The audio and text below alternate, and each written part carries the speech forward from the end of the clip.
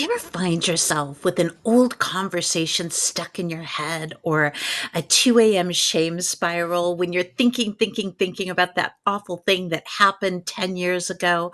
Or maybe you've already made a decision and you keep asking yourself if you should have made a different choice. Does that sound familiar? It's so frustrating, right? It's like your brain is chewing on the same thought over and over and over again. Well, that process has a name. It's called rumination. Well, and here's a fun fact. The word rumination comes from the way cows digest their food.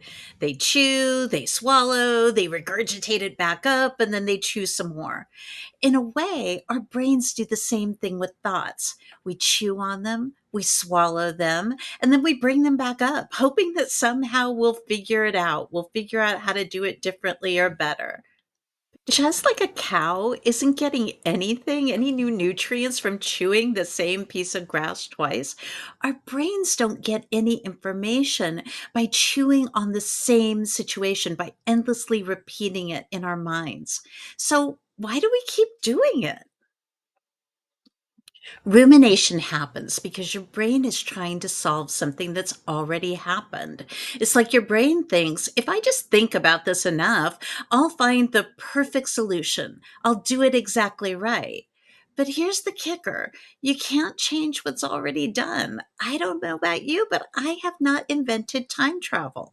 And the more you replay the situation, the deeper you get stuck in that loop. The good news, you can break free. Today, I'm going to walk you through 4 practical steps to help you overcome ruminating and get your mental peace back. Hey there, I'm Suzette Bray. I'm a licensed marriage and family therapist, and I help people step off the emotional roller coaster and develop the superpower of emotional regulation. If you're ready to take control of your mental health with practical, actionable tools, you're in the right place. And I am so glad you're here.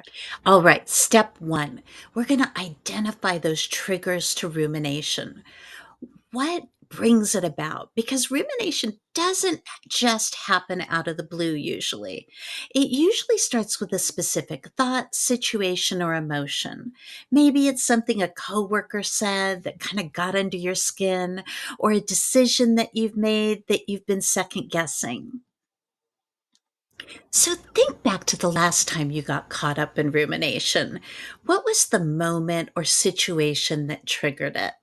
Was it something someone said, a mistake you made, or maybe something you wish you could take back?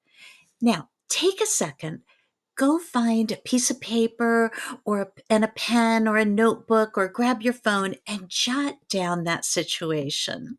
Don't just jot down what happened, also write down how it made you feel. So, what did you write down? Were you embarrassed, guilty, frustrated? These emotions are definitely rumination triggers.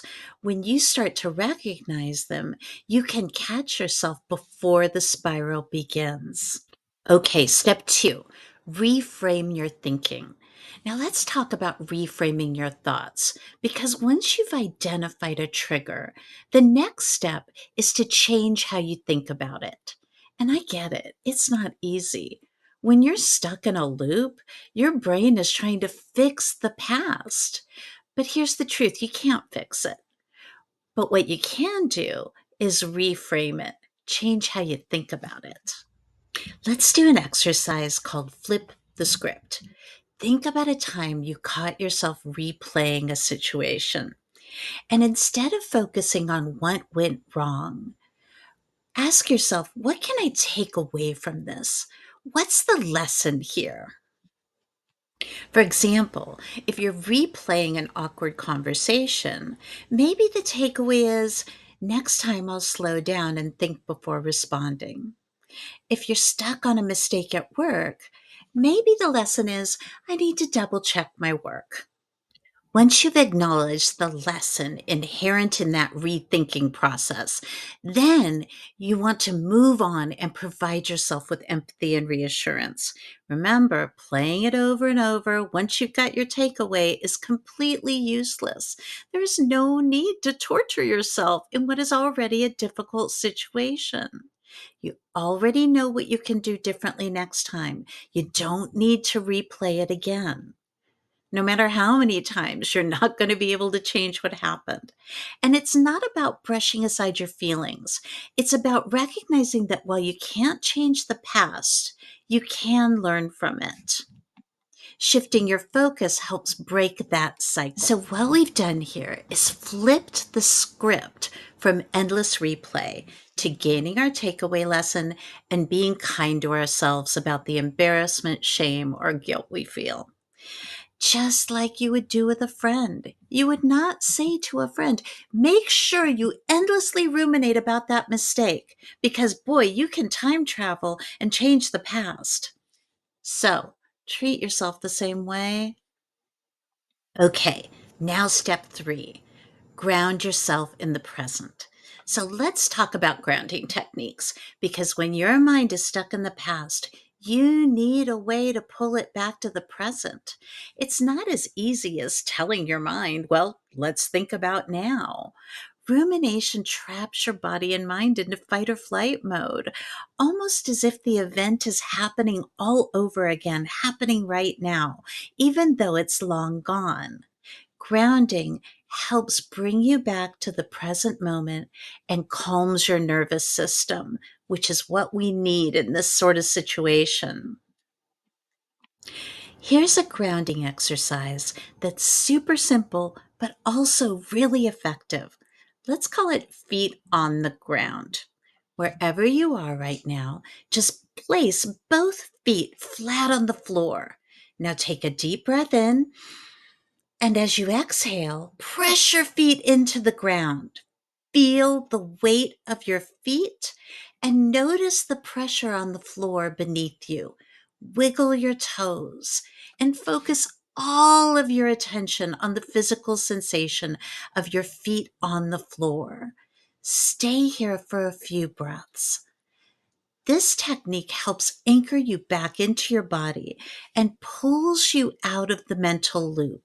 It's a quick, effective way to bring yourself back to now instead of getting lost in the past. Every time you're tempted to return to rumination, press your feet into the floor and get into the present moment. Stay right here, right now, and don't go there. Now, here's step four. We're going to talk about something called worry time. I know it sounds strange. You don't want to worry, but I'm telling you to schedule time to worry. But here's the thing, setting a specific time to reflect on your thoughts can help contain that rumination instead of letting it spill into your entire day or your evening or your sleep. Here's how it works. Choose 10 to 15 minutes, maybe after dinner or during your lunch break, and give yourself permission to think about those nagging thoughts. Write them down if you need to. But when that time is over, that is it. Close the notebook, set your thoughts aside, and move on with your day. And when those thoughts come to you, you're going to say, oh, hey, I'll think about that during worry time. Every time you have a thought that's rumination in nature, oh, hold on, I'll stop that. I'll think about that in worry time. So this week, I really want to encourage you to schedule some worry time. Put it in your calendar, set an alarm on your phone, and no matter what else you are doing when that alarm goes off, sit down, set a timer, and just worry. Write down the worries if you like. And when that timer goes off, when that 10 to 15 minutes is up, move on. You're teaching your brain and body that you're in charge of when you worry, rather than letting ruminations and worries pop up whenever they like. So let's quickly recap those four steps to breaking the rumination cycle.